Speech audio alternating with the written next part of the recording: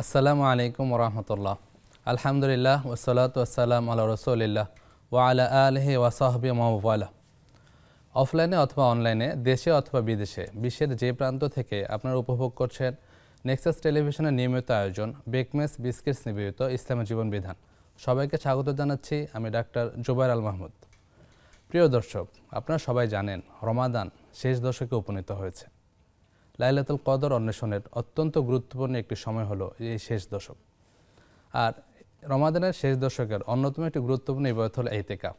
আর ইতিকাফের বিভিন্ন মাসাইল সম্পর্কে জানার জন্য আজকে আমাদের নিকটে অতিথি হিসাবে যিনি উপস্থিত হয়েছেন বাংলাদেশের বিশিষ্ট আলেমে দ্বীন, লেখক, গবেষক, কলামিস্ট এবং খতিব আনুর জামি মসজিদ, টঙ্গী, গাজীপুর, শাইখ আলী হাসান তৈয়ব।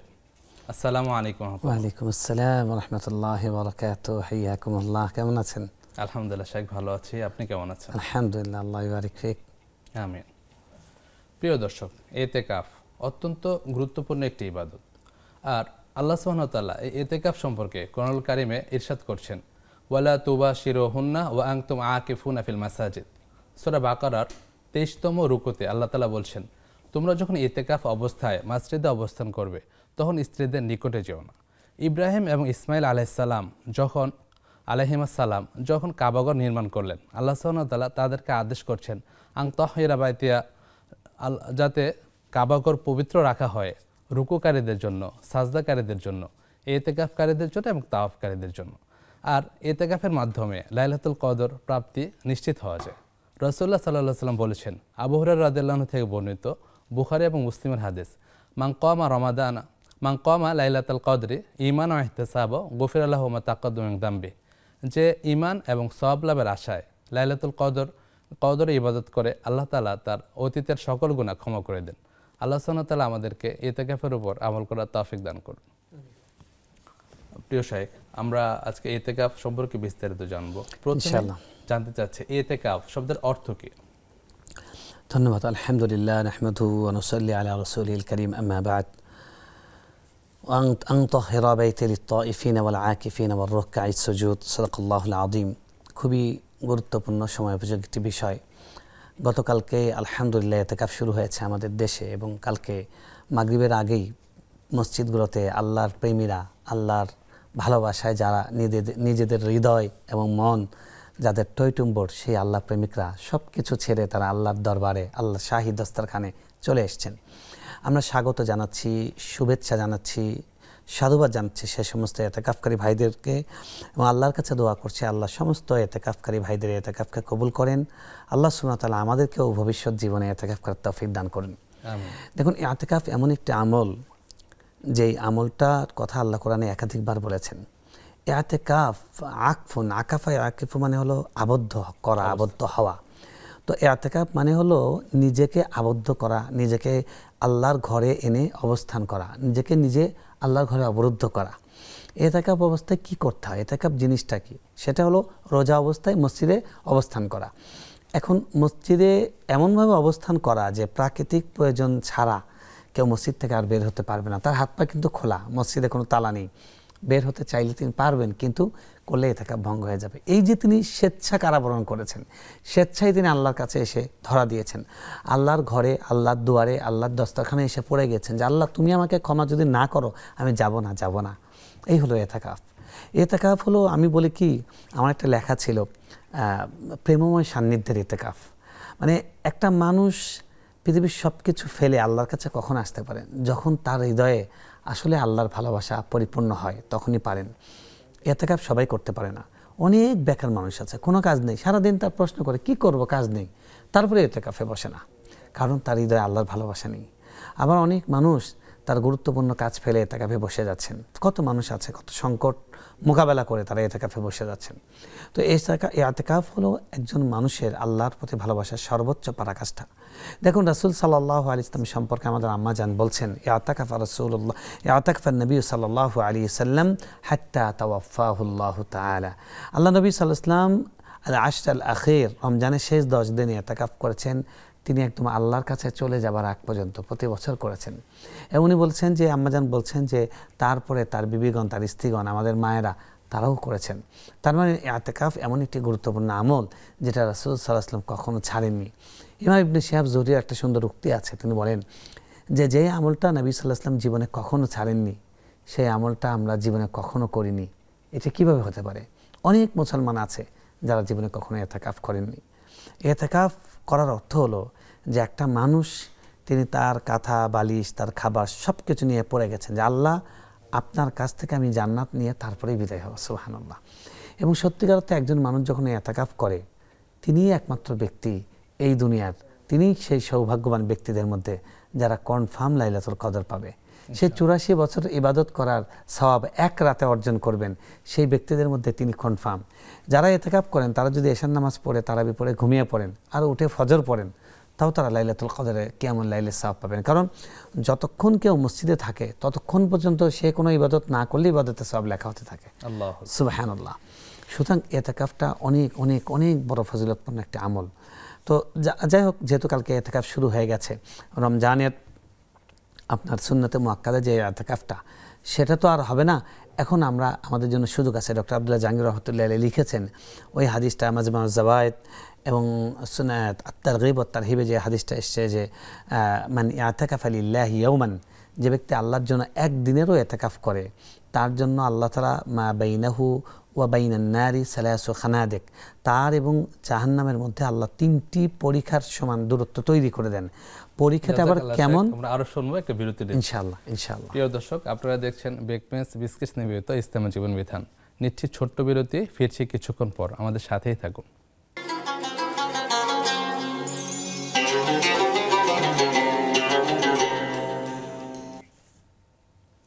আসসালামু আলাইকুম রহমতুল্লাহ। বিরতির পর আবারও স্বাগত জানাচ্ছি আপনাদের প্রিয় অনুষ্ঠান বেকমেন্স বিস্কিটস নিবেদিত ইসলামী জীবন বিধানে। প্রিয় দর্শক, আপনারাও সংযুক্ত হতে পারেন আমাদের সাথে। আপনাদের জীবন ঘনিষ্ঠ কোনো প্রশ্ন থাকলে আমাদেরকে করতে পারেন স্ক্রিনে প্রদর্শিত নাম্বারে। পাশাপাশি আমাদের সাথে সংযুক্ত হতে পারেন নেক্সাস টেলিভিশন ইসলামিক পেজে লাইক দেওয়ার মাধ্যমে এবং নেক্সাস টেলিভিশন ইসলামিক ইউটিউব চ্যানেলে সাবস্ক্রাইব করার মাধ্যমে। আমাদের সাথে অতিথি হিসেবে আজকে আছেন ফাদিলাতুল শাইখ আলী হাসান তৈয়ব। আসসালামু আলাইকুম। ওয়ালাইকুম আসসালাম ওয়া রাহমাতুল্লাহি ওয়া বারাকাতুহু। শেখ, আবারও স্বাগতম। শুকরিয়া। শেখ, আমরা আলোচনা করছিলাম ইতিকাফের মাসাইল নিয়ে। শেখ, তো ইতিকাফ অবস্থায় কোন কোন কাজগুলো বৈধ যদি একটু বলতেন। জি ধন্যবাদ। আমরা মোটামুটি ইতিকাফ সম্পর্কে জেনেছি। এখন আমরা যদি ওই আলোচনায় যাই যে ইতিকাফে কি করা যায় কি না করা যায়। দেখুন, আল্লাহ রাব্বুল আলামিন কোরআনে বলেছেন যে আয়াতটি আপনি ইতিমধ্যে ইঙ্গিত করেছেন যে ওয়ালা তুবাশিরুহুন্না ওয়া আনতুম আকিফুনা ফিল মাসাজিদ। ইতিকাফে প্রথম নিষিদ্ধ হলো স্ত্রী সংসর্গ, অর্থাৎ স্ত্রী মিলন, দাম্পত্য মিলন, সেটা নিষিদ্ধ। এটা আমরা কোরআনে আয়াত থেকে দেখলাম। ইতিকাফে আর কি নিষিদ্ধ? ইতিকাফে নিষিদ্ধ হলো মসজিদে যে কাজগুলো নিষিদ্ধ, ইতিকাফে সেই কাজগুলো নিষিদ্ধ। এর সঙ্গে রোজায় যে কাজগুলো নিষিদ্ধ সেই কাজগুলো নিষিদ্ধ। আর যে কাজগুলো মসজিদে বৈধ, রোজা অবস্থায় বৈধ, সেই কাজগুলো ইতিকাফে বৈধ। আর মূল অবৈধ বিষয় যেটা, সেটা ইতিকাফের যেটা ইতিকাফ ভঙ্গকারী, সেটা হলো মসজিদ থেকে বের হয়ে যাওয়া। অর্থাৎ নিজেদের বাথরুম, প্রাকৃতিক প্রয়োজন কিংবা খাবার দিয়ে যাওয়ার মতো কেউ নেই, তাহলে খাবারটা গিয়ে নিয়ে আসবেন। শুধু বাসায় ঢুকে জাস্ট নিয়ে চলে আসবেন, কথা বলবেন না, দাঁড়াবেন না, গল্প করবেন না। অর্থাৎ এই ব্যক্তিগত এই প্রাকৃতিক প্রয়োজনের বাইরে অন্য কোনো কারণে, যদি ধর্মীয় কারণে যদি কেউ বের হয়, জানাজা নামাজ পড়তে বের হয়েছেন, ইফতার মাহফিলের জন্য বের হয়েছেন, তাহলে তার ইতিকাফটা ভঙ্গ হয়ে যাবে। তো ইতিকাফের মূল নিষেধাজ্ঞাটা এটাই, এই কাজটা করা যাবে না, বের হওয়া যাবে না, থাকতে হবে। এখন আমাদের দেশে অনেকেই মনে করে ইতিকাফ করার অর্থ হলো যে একদম বোবা হয়ে থাকতে হবে, কথা বলা যাবে না, কোনো দিক তাকানো যাবে না, ওই জায়গা থেকে নড়া যাবে না। না, সেটা তো সমস্যা নেই। আপনি পুরো মসজিদে যে কোনো জায়গায় থাকতে পারবেন, যেতে পারবেন, বৈধ কথা বলতে পারবেন, দাওয়াতি কাজ করতে পারবেন, মানুষকে ভালো কাজের দিকে ডাকতে পারবেন, ফোনে পরিবারের খোঁজ খবর নিতে পারবেন, গোসল, স্বাভাবিক কাজ যেগুলো আছে সেগুলো করতে পারবেন। অনেকে মনে করে যে ইতিকাফ করলে গোসলও করা যাবে না। না, এই ধরনের বাড়াবাড়ি শরীয়তে নেই। শরীয়ত কাউকে কষ্ট দিতে চায় না। রোজার আয়াত যেগুলো যে জায়গায় আছে সূরা বাকারা 183 থেকে, সেখানে আল্লাহ বলেছেন ইউরিদুল্লাহু বিকুমুল ইউসরা ওয়ালা ইউরিদু বিকুমুল উসর। আল্লাহ সহজ করতে চান, আল্লাহ কঠিন করতে চান না। তো দেখুন, লা ইউকাল্লিফুল্লাহু নাফসান ইল্লা উসআহা, সাধ্যের অতীত কাউকে আল্লাহ বোঝা দেন না। এজন্য আমরা ছোটবেলায় যখন ইতিকাফ করেছি শুনেছি বলে যে গোসল করা যাবে না, এটা একটা ভুল কথা। গোসল করতে কোনো সমস্যা নেই, কাপড় চেঞ্জ করতে কোনো সমস্যা নেই। আম্মা জান আয়েশা রাদিয়াল্লাহু তাআলা আনহা রাসূল সাল্লাল্লাহু আলাইহি ওয়াসাল্লাম ইতিকাফ অবস্থায় মসজিদের জানালায় গিয়ে তার মাথা এগিয়ে দিয়েছেন। আম্মা জান তার মসজিদের বাহির থেকে, তিনি তখন হায়েত ছিল এই অবস্থায়, তখন তিনি তার চুল আঁচড়ে দিয়েছেন, চুলে তেল লাগিয়ে দিয়েছেন। সুতরাং স্ত্রীর সঙ্গে কথা বলা, তারপরে স্ত্রী মসজিদের বাহির থেকে এসে যদি তার যদি মসজিদে প্রবেশে কোনো নিষেধাজ্ঞা থাকে, অর্থাৎ তিনি এই মাসিক অবস্থায় আছেন, তাহলে স্ত্রী এসে তাকে মসজিদের বাহির থেকে দেখা করতে পারবেন। আর যদি স্বাভাবিক অবস্থায় থাকেন তাহলে তো মসজিদে এসেও তিনি দেখা করে যেতে পারবেন, কোনো সমস্যা নেই।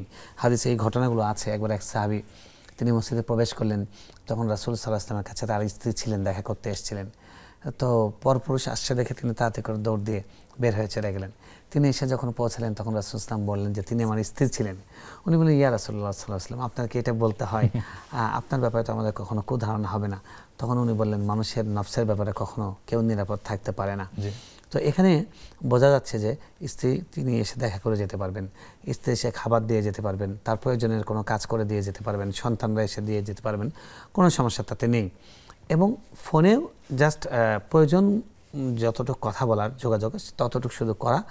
বাকি ফোন ব্যবহার করা যাচ্ছে, এই জন্য আমি মোটামুটি স্মার্টফোনে ঢুকে ফেসবুকে মোটামুটি লাইভ টেক করলাম, স্ক্রলিং করলাম, পুরো পৃথিবীর সব খোঁজ খবর নিলাম, তারপর রাজনৈতিকভাবে নির্দেশনা দিলাম কোথায় কোথায় চাঁদাবাজি করতে হবে, কোথায় কোথায় মারামারি করতে হবে, এই ধরনের কাজগুলো, অর্থাৎ যেই কাজগুলো আপনার জন্য মসজিদে অশোভন, এরকম কোনো কাজ করা যাবে না। তারপরে মসজিদে ব্যবসা বাণিজ্য করা যাবে না, যেটা মসজিদে নিষিদ্ধ। আপনি ব্যবসায়িক কোনো, আপনার যারা দোকানে কর্মচারী আছে তাদেরকে আপনি এখান থেকে নির্দেশনা দিলেন যে ঠিক আছে, শর্টকাট নির্দেশনা, আপনি আসার আগেই উচিত হলো তাদেরকে নির্দেশনা দিয়ে আসে যে ব্যবসার খোঁজ খবরও যেন আপনার না নিতে হয়। একজন দর্শক আছেন, প্রশ্ন নিচ্ছি। জি ইনশাআল্লাহ। আসসালামু আলাইকুম প্রিয় দর্শক, নাম বলে প্রশ্নটি করুন। ওয়ালাইকুম সালাম, আমি সুমি বলছি ঢাকা উত্তরা থেকে। জি যে স্যার, আমার 3টা প্রশ্ন, দয়া করে ফোনটা কাটবেন না, একটু শুনবেন। জি প্লিজ যে বলুন। আমার প্রশ্ন হচ্ছে, প্রথম প্রশ্ন যে আমাদের যারা বাবা মা মারা গেছে তাদের জন্য আমরা এই রমজান মাসে কি কি আমল করতে পারি তাদের জন্য। আচ্ছা, আর দ্বিতীয় প্রশ্ন হচ্ছে যে আমরা যারা কোরআন পড়তে পারি না তারা আমরা কি কি এমন আমল আছে যে আমরা করতে পারি বেশি বেশি, যে আমাদের আচ্ছা। কোরআন পড়ার মতো সওয়াব হয়। আর তৃতীয় প্রশ্ন হচ্ছে যে আমি আমার জীবনের আর কি ভালো কাজগুলো মন্দ কাজগুলো আমি আর কি একটা ডায়েরিতে লিখি, যে আমার জীবন পরিবর্তন করার জন্য, জি। যে আমার খারাপ কাজ কোনটা ভালো কাজ কোনটা, এটা ডায়েরিতে আমি লিখে থাকি। জি। কিন্তু এখন আমার প্রশ্ন হচ্ছে, এমন সময় যদি আমি মারা যাই, তো আমার এই ডায়েরির মন্দ কাজগুলো কি আমার সাক্ষী হবে, বা এটাকে আমি ভুল করছি? একটা প্রশ্ন। আরেকটা প্রশ্ন হচ্ছে যে আমি নবীজি সাল্লাল্লাহু আলাইহি সাল্লামের রোজা মোবারকে যাওয়ার মতো তো আমাদের তৌফিক নাই, তো আমরা কি ঘরে বসে যদি আসসালামু আলাইকুম ইয়া রাসূলুল্লাহ বলি, তো সেই সালাম থেকে আমাদের নবীজি সাল্লাল্লাহু আলাইহি সাল্লামের রোজা পৌঁছে যাবে? যে আমার এই প্রশ্ন, এই পর্যায়ে। যে বিষয়গুলি জানবো ইনশাআল্লাহ। অসংখ্য ধন্যবাদ আপনাকে। আসসালামু আলাইকুম প্রিয় দর্শক, আপনার নাম বলে প্রশ্নটি করুন। আসসালামু আলাইকুম। ওয়ালাইকুম আসসালাম ওয়া রাহমাতুল্লাহ। ওয়ালাইকুম আসসালাম। ওয়ালাইকুম আসসালাম। আপনার টেলিভিশনের ভলিউম কমিয়ে প্রশ্ন করুন প্লিজ। ওয়ালাইকুম আসসালাম। আপনার টেলিভিশনের ভলিউম কমিয়ে প্রশ্ন করুন। জি প্রশ্নটি করুন। জি প্রশ্ন করুন। জি দুঃখিত, প্রশ্নকারীর সংযোগটি কেটে গিয়েছে। শেখ, আমাদের প্রশ্ন এসেছে, প্রথমে যে প্রশ্নটা পেয়েছিলাম অনলাইন থেকে মুনা, উনি প্রশ্ন করেছেন যে সিয়ামরত অবস্থায় যদি শরীরের কোনো অংশ থেকে ব্রণ বা অন্য কিছু আপনার চাপ দিয়ে বের করা হয়, বিশেষ একটা সিক্রেশন বের হয়, ওই ক্ষেত্রে আপনার সিয়ামের কোনো ক্ষতি হবে কিনা বা আপনার অজুর কোনো ক্ষতি হবে কিনা? না, ব্রণ বের করলে সিয়ামের কোনো ক্ষতি হবে না, অজুরও ক্ষতি হবে না। যদি ব্রণ বের করার কারণে রক্ত বের হয় তাহলে সেটা যদি গড়িয়ে পড়ে তার আপন জায়গা থেকে, তাহলে অজু ভেঙে যাবে, সিয়ামের কোনো ক্ষতি হবে না। জাযাকাল্লাহ খাইর শেখ। আরেকজন বোন প্রশ্ন করেছেন, আফিয়া দিল সিদ্দিকা, আমাদের ফেসবুক পেজে, যে আমি যখনই নামাজের জন্য দাঁড়াই বা নামাজ পড়ার প্রস্তুতি নিই তখনই আমার ঘুম পায়, করণীয় কি? আচ্ছা, করণীয় হলো, প্রথম হলো যে আপনার ঘুমের রুটিনটা ঠিক করা। সম্ভবত আপনার ঘুমের রুটিনে একটু ঝামেলা আছে, আপনি আগে ভাগে ঘুমিয়ে যাবার চেষ্টা করবেন এবং দিনে একটু হালকা বিশ্রাম নেবেন, তাহলে ইনশাআল্লাহ সেটা ঠিক হবে। আর আপনি একটু ডাক্তার দেখাবেন যদি আপনার কোনো অনেক থাকতে পারে, হয়তো অনেকের শারীরিক, আপনি তো ভালো বলতে পারবেন, আপনাদের ডাক্তার মানুষ, যে অনেকের তো আসলে স্নায়বিক দুর্বলতা থাকে, দুর্বলতার জনিত কারণে অনেক সময় ঘুম আসে, তো সেটাও নিশ্চিত হয়ে নিতে পারেন। বাকি আপনি যদি নিজের ভেতরে এই উপলব্ধি এবং বোধটা তৈরি করেন যে আমি আল্লাহর সামনে দাঁড়াচ্ছি। আপনি যদি শ্বশুরের সামনে দাঁড়িয়েছেন কিংবা প্রধানমন্ত্রীর সামনে দাঁড়িয়েছেন, তখন কি আপনি চোখ বন্ধ করতে পারবেন? তখন কি আপনি ঘুমাতে পারবেন? আল্লাহর সামনে কেন ঘুমাবেন? হ্যাঁ, তো আপনি যদি আপনার ঘুমের রুটিনটা ঠিক করেন, পর্যাপ্ত একটা মানুষের, সুস্থ মানুষের স্বাভাবিক যে 6-7 ঘন্টার ঘুম দরকার, সেটা যদি আপনি দেন এবং আপনি সুস্থ মানুষ হন, তাহলে আপনার ঘুম আসার কথা নয়। এরপরেও যদি আপনার কোনো অলসতাজনিত কারণে আসে, তাহলে আপনি এটা মনে করবেন যে আপনি কার সামনে দাঁড়াচ্ছেন, আর আল্লাহর কাছে দোয়া করবেন, আল্লাহ আমার নামাজের মধ্যে মনোযোগ বাড়িয়ে দাও, খুশু দান করো, ঠিক হয়ে যাবে ইনশাআল্লাহ। আমিন। জাযাকাল্লাহ শেখ। আমরা একটি বিরতিতে যাচ্ছি ইনশাআল্লাহ। প্রিয় দর্শক, আপনারা দেখছেন আপনাদের প্রিয় অনুষ্ঠান ইসলামের জীবন বিধান, প্রেজেন্টস বাই বেকমেস বিস্কিটস। নিচ্ছি আরেকটি ছোট্ট বিরতি, আমাদের সাথেই থাকুন।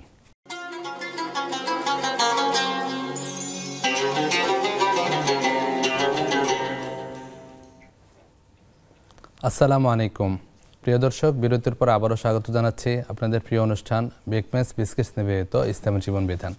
আমাদের সাথে আজকে অতিথি হিসেবে আছেন শাইখ আলী হাসান তৈয়ব। শাইখকে প্রশ্ন করতে পারেন স্ক্রিনে প্রদর্শিত নাম্বারে ফোন কলের মাধ্যমে, অথবা কমেন্ট করতে পারেন নেক্সাস টেলিভিশন ইসলামিক ফেসবুক পেজের প্রচারিত লাইভে। আসসালামু আলাইকুম শেখ। ওয়ালাইকুম আসসালাম। বিরতির পর আবারও স্বাগত জানাচ্ছি। শুকরিয়া। শেখ, বিরতির পূর্বে উত্তরা ঢাকা থেকে বোন সুমি আমাদেরকে বেশ কয়েকটি প্রশ্ন করেছিলেন। প্রথমে যে প্রশ্নটা করেছেন যে বোনের বাবা মা মারা গিয়েছেন, তো রমাদানে বাবা মার উদ্দেশ্যে বা বাবা মার জন্য কি কি করতে পারেন? ভালো একটা প্রশ্ন। দেখুন, মৃত ব্যক্তির জন্য সবসময় রমজানে এবং রমজান বাইরে সবচেয়ে বড় উপকার হয় তার জন্য মাগফিরাত কামনা করা, আল্লাহর কাছে ক্ষমা চাওয়া, ইস্তেগফার করা তার পক্ষ থেকে। আল্লাহুম্মা ইগফির লাহু ওয়ারহামহু ওয়াআফি ওয়াআফু আনহু ওয়াকরিম নুজুলাহু আল্লাহুম্মা ইগফির লিহাইয়িনা ওয়া মাইয়িতিনা ওয়া শাহিদিনা ওয়া গায়বিনা। অর্থাৎ আল্লাহ তাকে ক্ষমা করুন, এই সংক্রান্ত যত বাক্য, যত দোয়া কোরআনে হাদিসে আছে, এটা হলো তার শ্রেষ্ঠ পাওয়া। কারণ একজন মানুষ দুনিয়া থেকে চলে যাওয়ার পরে তার সবচেয়ে বেশি কাজে আসে এই জিনিসটা। 2 নম্বর যেটা কাজে আসে, তার পক্ষ থেকে যদি দান সাদকা করা হয়, রমজান মাস যেহেতু প্রত্যেকটা নেকিকে বাড়িয়ে দেওয়া হয়, তাই তার পক্ষ থেকে যদি আমরা সাদাকা করি, দান করি, তাহলে সেটা তাদের জন্য অনেক উপকারে আসবে। রমজানে আমরা আরেকটা কাজ করতে পারি, তার পক্ষ থেকে উমরা যদি করতে পারি, যদি টাকা থাকে, সামর্থ্য থাকে। কারণ রমজান মাসে ফাইন হাজ্জাতান ফি রমাদান কাহিজ্জাতিন মাই, ফাইন উমরাতান ফি রমাদান কাহিজ্জাতিন মাই। কারণ রমজান মাসে একটি উমরা, সেটা আমার সাথে হজ করার সমান সওয়াব। সুবহানাল্লাহ। তো আমরা যদি, যেহেতু উমরাটা সরাসরি হাদিসের বর্ণনা, একদম সরাসরি কারো পক্ষ থেকে সরাসরি করা যায়, এটা হাদিসের স্পষ্ট নির্দেশনা আছে। তো আমরা যদি আমাদের বাবা মা বা আত্মীয় স্বজন যাদের জন্য দোয়া করতে চাচ্ছি, ভালো সামর্থ্য থাকে, সুযোগ থাকে, তার পক্ষ থেকে উমরা করতে পারি, তাহলে এটা এর থেকে বড় পাওয়ার তার জন্য হতে পারে না। তো 4 নম্বর যেটা করতে পারি, যে বাবা মা দুনিয়া থেকে চলে গেছেন, তাদের আত্মীয় স্বজন যারা আছে তাদের খোঁজ খবর নেওয়া, তাদেরকে ঈদের উপহার পাঠানো, উপঢৌকন পাঠানো, তাদেরকে ঈদের আনন্দে, ইফতারির আনন্দে তাদেরকেও সামিল করা, এই কাজগুলো করলে প্রত্যেকটাই মৃত ব্যক্তির জন্য অনেক কাজের হবে এবং আপনি তার প্রতি হক আদায় করেছেন বলে আল্লাহর কাছে গণ্য হবেন। আল্লাহ সুবহানাহু ওয়া তাআলা বোনকে সে তৌফিক দান করুন। আমিন। শেখ, বোনের আরেকটা প্রশ্ন ছিল যে তিনি কোরআন তিলাওয়াত করতে জানেন না, তো এই রমাদানে তিনি আর এর বদলে কি কি করতে পারেন বা ওনার করণীয় কি? দেখুন, প্রথম কথা হলো, এমনি কোরআন তেলাওয়াতের বিকল্প, কোরআন তেলাওয়াত যে ইবাদত, সেটা তো একটা স্বতন্ত্র ইবাদত, তার মতো ওই ইবাদতের কোনো বিকল্প নেই, কারণ এটা আল্লাহর কালাম। আপনি যেটা করতে পারেন, যে আপনি সূরা ইখলাস মুখস্থ আছে, সূরা ইখলাসটা বেশি বেশি পড়তে পারেন, রাসূল সাল্লাল্লাহু আলাইহি ওয়াসাল্লাম এটাকে কোরআনের 1/3 বলেছেন, সেটা করতে পারেন। কিন্তু কোনোটাই কোরআন তেলাওয়াতের বিকল্প নয়। কোরআন তেলাওয়াত পড়তে পারি না, এটা কোনোভাবেই গ্রহণযোগ্য নয়। এটা আল্লাহর কাছে এই অজুহাত দেওয়ার কোনো সুযোগই নেই। আপনি বলতে পারেন যে আমার কোরআন পড়া শুদ্ধ নয়, আমি সুন্দর করে পড়তে পারি না। অসুন্দরী যতটুকু পারেন ততটুকু পারেন, অশুদ্ধ হতে সেটাই পড়েন। আর একদমই যদি পড়তে না পারেন, নিরক্ষর হয়ে থাকেন, তাহলে আপনি, একটা মানুষ তার মাতৃভাষা শিখতে তার যে সময় লাগে, তার 10 ভাগের 1 সময় লাগে কোরআন শিখতে। কারণ আল্লাহ কোরআনে বলেছেন, ওয়ালাকাদ ইয়াসসারনাল কুরআনা লিযিকর, এই কোরআনকে আল্লাহ সহজ করে দিয়েছেন। এবং যে শিশুটি তার নিজের নাম লিখতে পারে না মাতৃভাষায়, সেই শিশুটি কোরআনের শুদ্ধ করে আয়াত মুখস্থ বলে দিচ্ছে। এটা কোরআনের একটা অলৌকিকত্ব, একটা মুজিজা। এজন্য আমরা বলবো যে আপনি উত্তরায় থাকেন, আশপাশে অনেক মহিলা মাদ্রাসা আছে, অনেক মহিলাদের আয়োজন আছে, অনলাইনে শিক্ষা প্রতিষ্ঠান আছে। আপনি কোরআন শেখার উদ্যোগ নিন, সাহস করুন, আল্লাহ সহজ করে দেবেন, শিখতে পারবেন। বাকি এছাড়া কি করতে পারেন? রমজান মাসে যে কোনো আমলই বেশি বেশি করা যায়। আর কোরআন মোটামুটি একটা জিকির ক্যাটাগরির ইবাদত, এটা জিকির। তো কোরআন তেলাওয়াত ছাড়া অন্যান্য জিকির যেগুলো আছে, লা ইলাহা ইল্লাল্লাহ, তাওহীদের কালিমা, শাহাদার কালিমা, সেই কালিমার জিকির করা, আফজালু যিকরি লা ইলাহা ইল্লাল্লাহ এটা করা, তারপর সুবহানাল্লাহি ওয়া বিহামদিহি, সুবহানাল্লাহ, আলহামদুলিল্লাহ, ওয়া লা ইলাহা ইল্লাল্লাহ, আল্লাহু আকবার, আস্তাগফিরুল্লাহ মিন কুল্লি যামবিন ওয়া আতুবু ইলাইহি। এই জিকিরগুলো আপনি বেশি বেশি করতে পারেন। অর্থাৎ কোরআনের পরিমাণ যেহেতু অনেক করা দরকার, সেটা না পারছেন, জিকিরের পরিমাণটা বাড়িয়ে দেন, সাধারণ জিকিরটা বাড়িয়ে দেন। তবে আবারও বলছি, কোরআন পারি না এই অজুহাতটা চলবে না, চেষ্টা করতে হবে। আর ইনশাআল্লাহ ভালোভাবে লেগে থাকলে ইনশাআল্লাহ পারবেন, দ্রুতই ইনশাআল্লাহ। শিখতে 40 দিন পারবেন সময় দিলে যথেষ্ট, ইনশাআল্লাহ। 1 মাস সময় দিলে যথেষ্ট ইনশাআল্লাহ। আল্লাহ সুবহানাহু ওয়া তাআলা কবুল করুন। পরে বোনের আরেকটা সুন্দর প্রশ্ন ছিল যে তিনি তার জীবনের ভালো মন্দ যাই করেন তা ডায়েরিতে লিখে রাখেন তার আত্মপর্যালোচনার জন্য, মুহাসাবার জন্য। তো ওনার প্রশ্ন ছিল যে উনি যে মারা যান হঠাৎ করে, ওনার যে মন্দ কাজগুলি ডায়েরিতে লেখা ছিল, এটা কি তার জন্য কোনো ডকুমেন্টেশন হয়ে থাকবে কিনা? দেখুন, ইন্নামাল আমালু বিন্নিয়াত, প্রত্যেকটা কাজ নিয়তের উপর নির্ভরশীল। আপনি নিয়ত যেরকম করবেন সেরকম অনুযায়ী সেই কাজটা বিচার হবে। এখন আপনার মানে ডায়েরিতে নোট করার উদ্দেশ্য যদি এটা থাকে যে আপনি নিজে নিজে পর্যালোচনা করবেন যে 1 বছর আগে আমি কি ছিলাম, এখন কোথায় আছি, বা 1 বছর আগে আমার একটা বাজে স্বভাব ছিল, এখনও সেটা আমি ত্যাগ করেছি না, এখনও সেটার উপর আছি, বা 1 বছর আগে আমার আমল এই লেভেলের ছিল, এখন আমার তার থেকে আমল উন্নত হলো কিনা, এই দিক থেকে যদি আপনি নোট করেন তাহলে সেটা হলো পর্যালোচনা, মুহাসাবা। এটা হাদিসে বলা হয়েছে, হাসিবু ক্বাবলা আন তুহাসাবু, তোমাদের হিসাব নেওয়ার আগে তুমি হিসাব নাও, এটা ভালো জিনিস। বাকি ওই যে পয়েন্টটা যে পাপের কোনো সাক্ষী রাখা, পাপের সাক্ষী রাখতে নিষেধ করা হয়েছে, এটা তো সঠিক হাদিসে আছে। আপনি যেটা করতে পারেন টেকনিক্যালি, আপনি ডায়েরির উপর লিখে দিতে পারেন যে আমার এই ডায়েরিটা আমার হাতছাড়া যখন হবে তখন এই ডায়েরিটা পুড়িয়ে ফেলার জন্য অনুরোধ, বা এটা যেন কেউ না পড়ে, না দেখে, বা আপনার সন্তানের জন্য হয়তো অনুমতি দিতে পারেন যে সে পড়বে। সন্তান হয়তো কিয়ামতের দিনে আপনার বিপক্ষে সাক্ষী দেবে না, সে ভালো কাজটা দেখে উদ্বুদ্ধ হবে। কিংবা আপনি যেটা করতে পারেন, ভালো কাজটা আপনি ইঙ্গিত দিয়ে লিখে রাখতে পারেন, সরাসরি উল্লেখ না করে। খারাপ কাজটার ব্যাপারটা আপনি কোনো ইঙ্গিতাত্মক কিছু লিখে রাখতে পারেন যেটা কেউ বুঝবে না, আর ভালো কাজটা লিখেন, সমস্যা নেই। দর্শক আছেন, সংযুক্ত করছি। আসসালামু আলাইকুম প্রিয় দর্শক, আপনার নাম বলে প্রশ্নটি করুন। ওয়ালাইকুম সালাম, আমি উত্তরা থেকে বলতেছি, ঢাকা উত্তরা থেকে রাহেলা।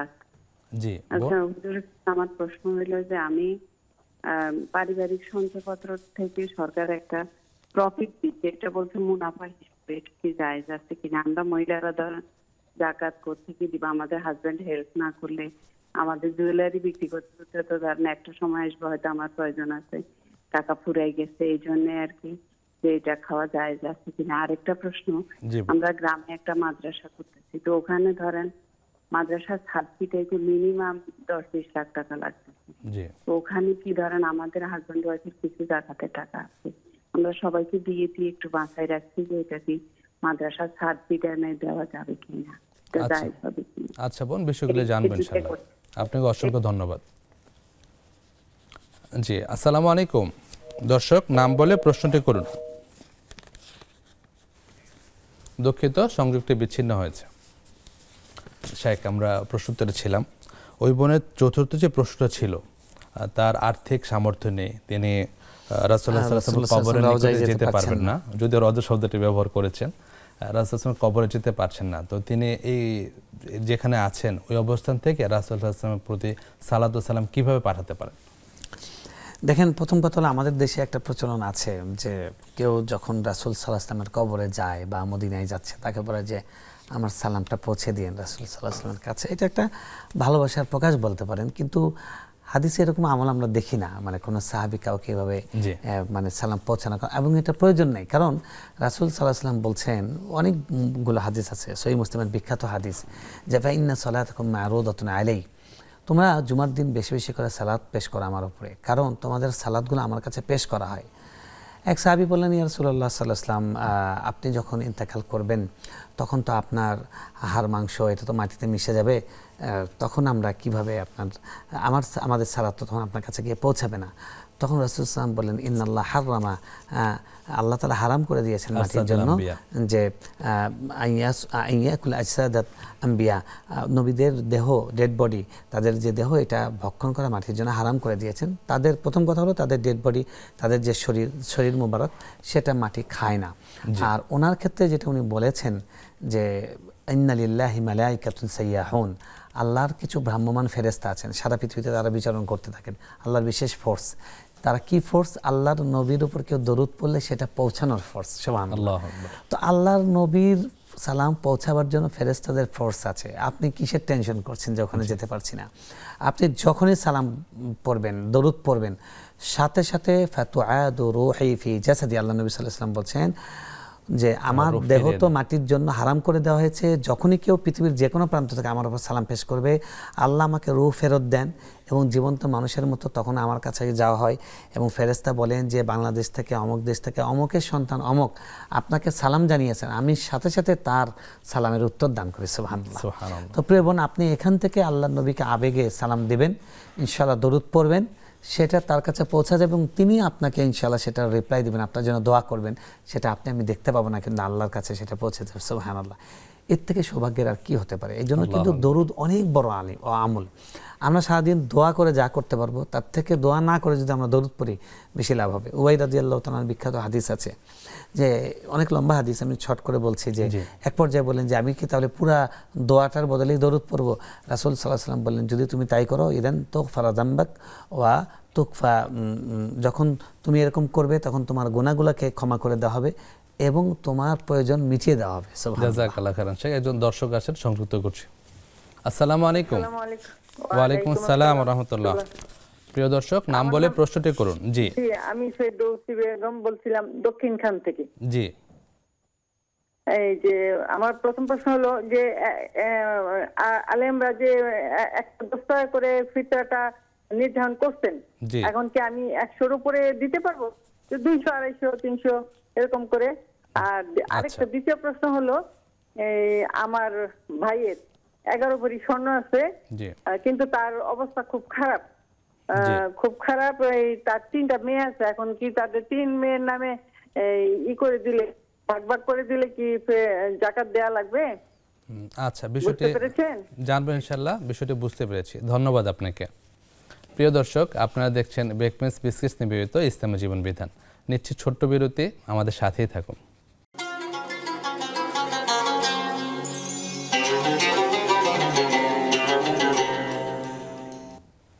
আসসালামু আলাইকুম রহমতুল্লাহ। প্রিয় দর্শক, সর্বশেষ বিরতির পর আবারও স্বাগত জানাচ্ছি আপনাদের প্রিয় অনুষ্ঠান ইসলামী জীবন বিধানে, প্রেজেন্টস বাই বেকমেন্স বিস্কিটস।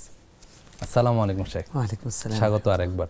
শুকরিয়া শেখ, আমাদের অনলাইন থেকে বেশ কিছু প্রশ্ন এসেছে। মারিয়া চৌধুরী বোন প্রশ্ন করেছেন যে আপন বোনকে যাকাত দিতে পারবেন কিনা, জি, বা আপন ভাইকে। জি, আপন বোন বা ভাইকে যাকাত দেওয়া যাবে, কারণ যাকাত দেওয়া যায় না হলো ঊর্ধ্বতন এবং অধস্তন। আপনার নিচে, অর্থাৎ আপনার নিজের সন্তানকে দিতে পারবেন না, ঠিক ওরকম নিজের বাবাকে দিতে পারবেন না।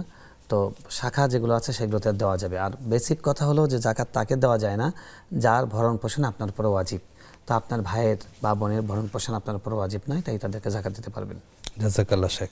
আরেক বোনের প্রশ্ন ছিল, আরোহী নিসা অনলাইনে প্রশ্ন করেছেন যে ইতিকাফের করার অনেক খুব ইচ্ছে, কিন্তু বাসায় ইনকাম করার মতো অন্য কেউ নাই, তো উনি ইতিকাফের বদলে আর কি কি করতে পারেন বা ওনার করণীয় কি?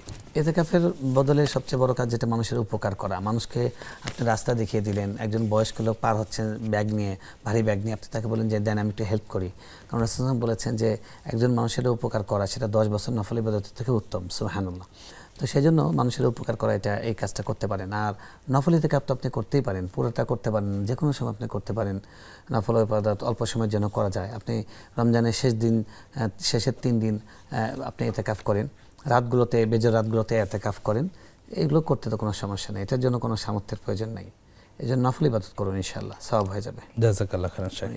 আরেকজন বোন রাহেলা আক্তার উত্তরা থেকে প্রশ্ন করেছেন যে পারিবারিক সঞ্চয়পত্র থেকে কিছু মুনাফা পেয়েছেন এবং বলেন না যে বেনিফিট মুনাফা বলেছেন, যাই হোক। হ্যাঁ, আরেকটা বিষয় হলো ওনার জুয়েলারি সম্পত্তি আছে। আচ্ছা, প্রথম আমরা সঞ্চয়পত্রটা বলি। প্রথম কথা হলো সঞ্চয়পত্রের লাভটা আপনি নিতে পারবেন কিনা। সঞ্চয়পত্র জায়েজ নেই, এটা সম্পূর্ণ হারাম। সঞ্চয়পত্র মানে হলো ঋণ দেওয়া, যেই ঋণটা তারা সুদের উপর ইনভেস্ট করবে, সঞ্চয়পত্র রাখা জায়েজ নেই। তো আপনি সঞ্চয়পত্র রেখেছেন, এটা তাতে তুলে নিতে হবে এবং আল্লাহর কাছে ক্ষমা চাইতে হবে। আর হারাম টাকার উপর যাকাত আসে না, আর ওটার বেনিফিট আপনি খেতে পারবেন না, ওইটা রাখতেই পারবেন না। বেনিফিট খাওয়া তো দূরের কথা, দ্রুত তুলে ফেলতে হবে, না হলে আপনি আল্লাহর সাথে যুদ্ধ ঘোষণা করেছেন। নাউজুবিল্লাহ মিন যালিক। নাউজুবিল্লাহ, আল্লাহ আমাদের হেফাজত করুন। বোনের আরেকটা প্রশ্ন ছিল যে উনি গ্রামের মাদ্রাসার ছাদ নির্মাণ বাবদ 10 থেকে 20 লাখ টাকা। উনি অলংকারের কথা বলেছেন। উনি কি বললেন যে তার ভাইয়ের 11 ভরি স্বর্ণ আছে না আরেকজন? আরেকজন। আচ্ছা, উনি বলেছেন যে হ্যাঁ গ্রামের মাদ্রাসায় ছাদ করার জন্য 10 থেকে 20 লাখ টাকা লাগবে, তুমি ওই খাতে যাকাতের টাকা ব্যয় করতে পারবেন কিনা? দেখুন, যাকাতের টাকা নির্মাণ খাতে ব্যয় করা যায় না। মসজিদ বা মাদ্রাসা কোনোটারই নির্মাণ খাতে ব্যয় করা যায় না। যাকাতের টাকার ক্ষেত্রে নিয়ম হলো এটার যেমন সব কিছু শর্তযুক্ত, নির্দিষ্ট ব্যক্তির উপর নির্দিষ্ট সময়ে নির্দিষ্ট ক্যাটাগরিতে ফরজ, ঠিক কোথায় দেওয়া যাবে এটাও নির্দিষ্ট। 8টা খাত আছে, সূরা তাওবা আল্লাহ যেটা বলেছেন ইন্নামাস সাদাকাতু লিল ফুকারা ওয়াল মাসাকিন, লম্বা হয়।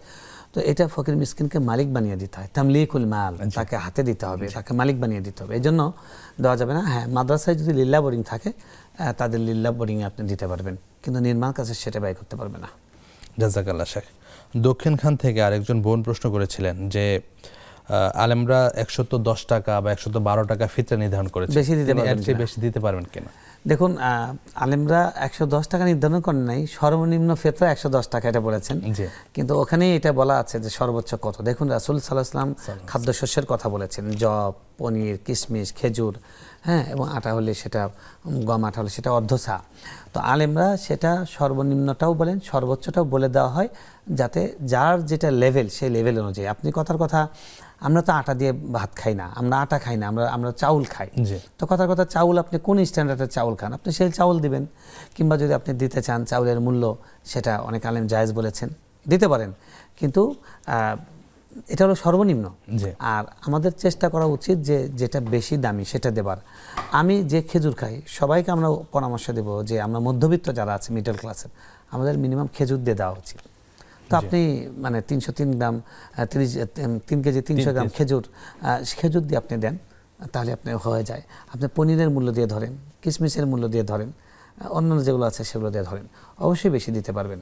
আমরা বরং বলবো যে 110 টাকা না দেওয়া, আরো বেশি দিকে যাওয়া। জাযাকাল্লাহ খায়ের।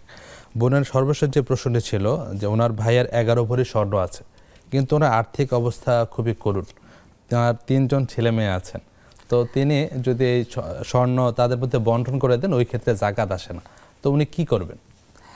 দেখুন, আপনি যখন করুণ বলছিলেন তখন আমি চিন্তা করছিলাম আপনাদের মানে আমাদের চিন্তার অবস্থাটা, আমাদের জ্ঞানের অবস্থাটা অনেক করুণ।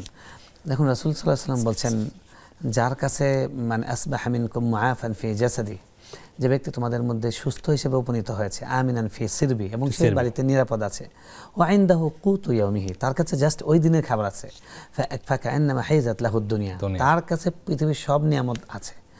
তো আপনি একদিনের খাবার থাকলে তো বলছেন যে যখন তুমি সকাল হও তখন বিকেলে চিন্তা করো না, আজকে খেয়েছো আগামীকালকে চিন্তা করো না, এত মানে পেরেশান হবার কিছু নেই। তো 11 ভরি স্বর্ণ যার কাছে আছে তার অবস্থা করুন কিভাবে হয়? উনি তো রীতিমতো ধনী একজন ব্যক্তি, উনি রীতিমতো ধনী। দেখুন, যার কাছে স্বর্ণ আছে, অন্য কোনো টাকা নাই, তাকে স্বর্ণ থেকে যাকাত দিতে হবে। 7.5 ভরির পরে যতটুকু আছে সেটা স্বর্ণ দিয়ে টাকা হিসাব করবে, করে সেই অনুযায়ী স্বর্ণ কতটুকু হয় সেই পরিমাণ স্বর্ণ আপনাকে যাকাত দিতে হবে। দিতে দিতে যদি আপনি যাকাতের মেয়াদের নিচে আছে, 7.5 ভরির নিচে আসে, তখন দিতে হবে না। কিন্তু এরকম রেকর্ড দেখাতে পারবেন না, একটা লোক যাকাত দিচ্ছে আর তার সম্পদ কমছে, এরকম রেকর্ড একটাও দেখাতে পারবেন না। যাকাত দিলে আল্লাহর ওয়াদা, তার সম্পদ বাড়ে। আপনি বলছেন এই বছর নগদ টাকা নাই, যাকাত দিয়ে দেখেন টাকা থেকে, আগামী বছর 1 ভরি স্বর্ণ বেড়ে যেতে পারে, আল্লাহ বাড়িয়ে দিবেন। সেজন্য চিন্তাটাকে পরিবর্তন করতে হবে। জাযাকাল্লাহু খাইরান শেখ। পুরো অনুষ্ঠান জুড়ে আপনার কাছ থেকে অনেক গুরুত্বপূর্ণ বিষয় জানলাম, অনেকগুলো প্রশ্নের উত্তর জানতে পারলাম। আল্লাহ সুবহানাহু ওয়া তাআলা আপনার মর্যাদা বাড়িয়ে দিন। আমিন। সবাইকে উত্তম বিনিময় দান করুন আল্লাহ। প্রিয় দর্শক, আপনারা দেখছিলেন বেকমেস বিস্কিটস নিবেদিত ইসলামী জীবন বিধান। পরিশেষে একটি দোয়া স্মরণ করে দিতে চাই। আমাদের লাইলাতুল কদর অন্বেষণের সময় চলছে, আর এই সময়টাতে আমরা বেশি বেশি করে এই দোয়াটা পড়ব, আল্লাহুম্মা ইন্নাকা আফুউন তুহিব্বুল আফওয়া ফাআফু আন্নি, অর্থাৎ আল্লাহ আপনি ক্ষমাশীল, ক্ষমা করতে ভালোবাসুন, আমাদের ক্ষমা করে দিন। আল্লাহ সুবহানাহু ওয়া তাআলা আমাদের সিয়াম, কিয়াম, কোরআন তিলাওয়াত এবং অন্যান্য দান সদাকা সহ অন্যান্য সকল ইবাদত কবুল করুন। আল্লাহ সুবহানাহু ওয়া তাআলা আপনাদের সুস্থ নিরাপদ রাখুন। এই প্রত্যাশায় আজকের মতো এখানে শেষ করছি। সুবহানাকা আল্লাহুম্মা বিহামদিক আশহাদু আল্লা ইলাহা ইল্লা আনতা আস্তাগফিরুকা ওয়া আতুবু ইলাইক। আসসালামু আলাইকুম ওয়া রাহমাতুল্লাহ।